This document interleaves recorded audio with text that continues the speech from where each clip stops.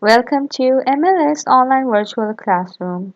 Today, in Unit 2, the big debate, we will be covering the section of grammar in which we will learn about present continuous tense. So, open up page number 37 and let's get started. Let's see what present continuous tense is used for. It is used for actions taking place at the time of speaking and also for planned future actions or events. For example, please be quiet. The children are sleeping. So, it is telling us the actions taking place at the time of speaking. Okay? Let's look at another example. We are going to a debating contest this Saturday.